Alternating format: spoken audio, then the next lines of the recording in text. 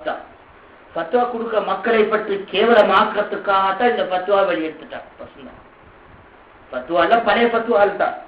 வலைஸ தஷ்வீ சூரத்துல் ஃபத்வா ஃபக்தனஸூஹா மின் தில்பாத் ஸௌதி லம்மா சுஇல்து அன் ஃபத்வா ஃபர்வா. ஃபத்வா கேவலமாக்கிறதுக்கு அல்ல, ஃபத்வா கேவலமாக்குறது விட எப்பயோ இருந்தது. எங்களே கேவலமாக்குறதுக்கு வந்து சவுதி டிவியால இதை வெளியெடுத்துட்டாங்க. இந்த துண்டை மட்டும் எடுத்து கேவலமாக்குறது. فبينت كلام اهل العلم في ذلك وبينت الراجح والذي قال به جمع من ائمه والمحققين. இந்த விடயத்திலே கல்வி சம்பந்தங்களுடைய தெளிவை நான் காட்டினேன், இதுடைய முடிவை காட்டினேன், அதே போல இமாம்களும் முஹக்கிகினுடைய தெளிவையும் காட்டினேன். وقال به جمع من الصحابه. எத்தனை சஹாபாக்களும் இந்த வார்த்தைகளை சொன்னதாக இந்த ஃபத்வா.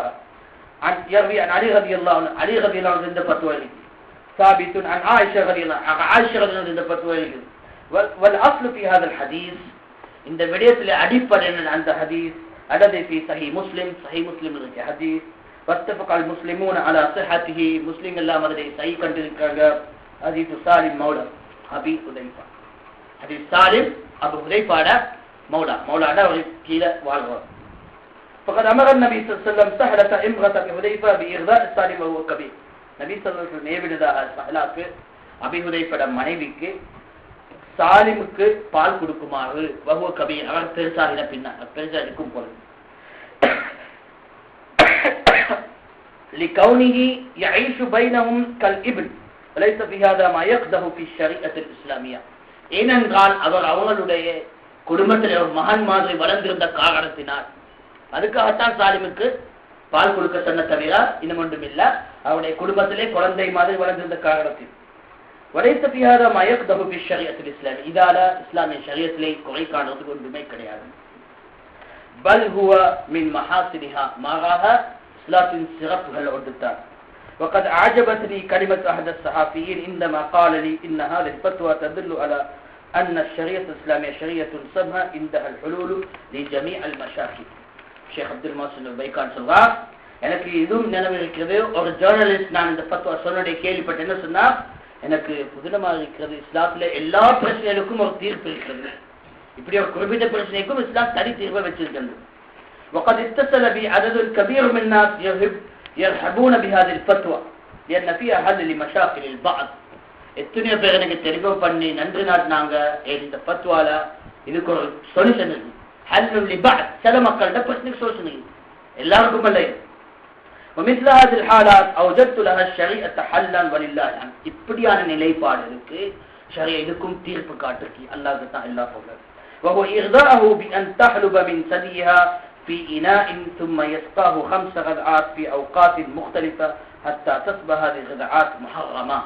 அது என்னவென்றால், அந்த அப்படி குழந்தை மாதிரி வளர்ந்த ஒருத்தனுக்கு பாலை ஊற்றுறது எப்படி என்றால் بأن تحلب من ثديها في إناء, அவருடைய மாற்றத்தால பாலை ஒரு கோப்பைக்கு போட்டு கொடுத்து சும்மா இஸ்காஹு 5 غذعات, அதுக்கு பின்னால் அவன் அந்த கோப்பையால 5 பைனம் குடிக்கிறது في أوقات مختلفة, வேறுபாடான 5 நேரங்களில் حتى تصبح هذه الغذعات محرمة. இந்த غذعات இந்த குடிப்பாலை அவன் ஹராமாகும் அவளுக்கு. இதுதான் ஃபத்வா. விளங்கினா? ويصبح ابنا لمن أرضعته ولصاحب اللبن. எவள் பால் குடித்ததோ பாலை கொடுத்த அவளுக்கும் அவருக்கும் ஒரு மகன் மாதிரி அமைந்துவிடும்.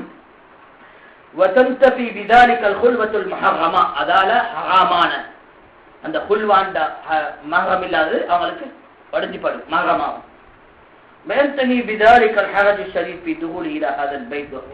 அதால அந்த பொடியன் இந்த வீட்டிலே நுழைகிறதும் வெளியரங்கத்திலிருந்து இருக்கிய சர்ச்சை இல்லாம போகும். وهذا معلوم من الناس قديما. இது மக்கள் கிட்ட பிற்காலத்திலிருந்து தெரிஞ்ச உண்மை, இது அரபிகள் நிலைநாட்டி வர உண்மை, முற்காலத்தில் தெரிஞ்ச உண்மை.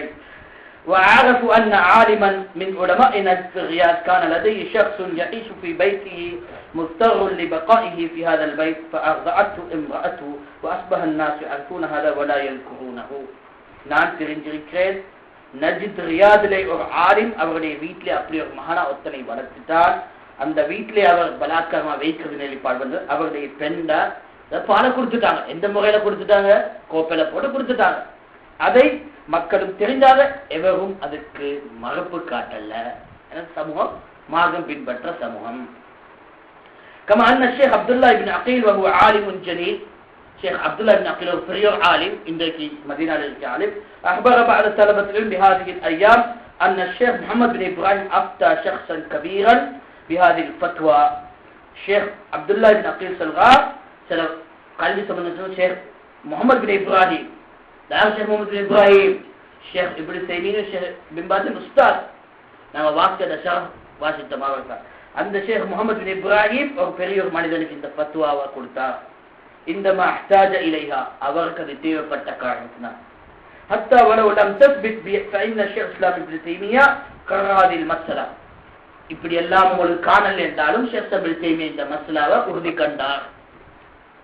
இது வளர்ந்தவங்களுக்கு பால் கொடுக்கிற தனி சட்டம், குழந்தை சட்டம் அல்ல.